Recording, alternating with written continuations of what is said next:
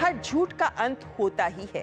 तो जब हम आपको इस प्लेटफॉर्म पर यह बात कहें इस कार्यक्रम के माध्यम से कि ऐसे एआई जनरेटेड वीडियोस हैं जिन पर आपको विश्वास नहीं करना, खासकर निवेश की टिप्स को लेकर, तो आप ध्यान रखें कि आप जब भी ऐसा कुछ देखें तो उसकी रिपोर्ट भी करें और विश्वास तो कतई ना करें। अब एक ऐसी फेक खबर आपके सामने रखना चाहेंगे जो सोशल मीडिया प्लेटफॉर्म्स पर आपने भी अवश्य देखी होगी, क्योंकि इस एक खबर को बहुत सारे पोर्टल्स पर साझा किया गया है। जैसे इस चैनल के नाम के हवाले से ही खबर दी गई है कि फ्लाइट अटेंडेंट ने कैसीनो गेम में 500 रुपए लगाए और जीत गए 21 करोड़। लॉटरी खुलते ही उड़ान के बीच में ही फ्लाइट अटेंडेंट ने दे डाला रिजाइन, हवा में ही छोड़ दी अपनी नौकरी। सोशल मीडिया पर मचाया तहलका। इस तरह की लाइंस दी जाती हैं, खबर इस तरीके से दिखाई जाती है, आपको लगे कि वाकई ये तो हुआ ही होगा। इसी तरीके से एक और प्लेटफॉर्म पर यही खबर दी जा रही है। जो आप देख रहे हैं ये हूबहू वही खबर है, लेकिन अलग प्लेटफॉर्म पर दी गई है।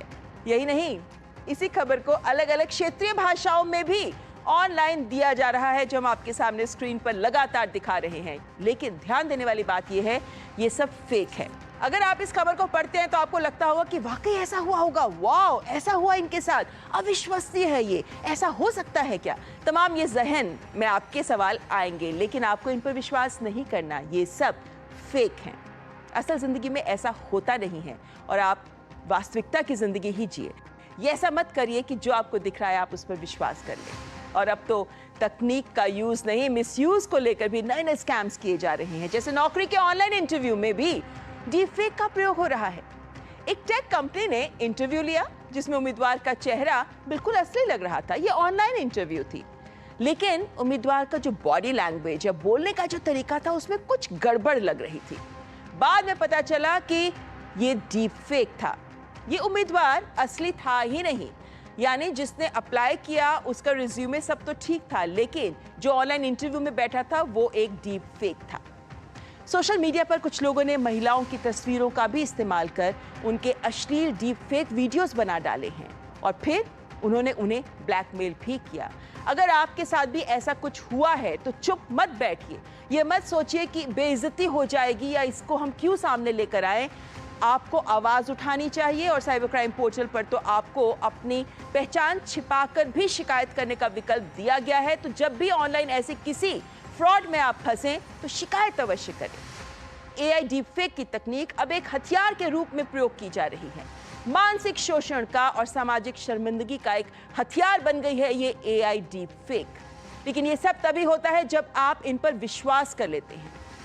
अगर आप बचना चाहते हैं तो आपको कुछ बातों पर ध्यान देना बहुत जरूरी है। जैसे किसी भी वायरल वीडियो पर आप तुरंत विश्वास ना करें, वीडियो का सोर्स जरूर जांच लें।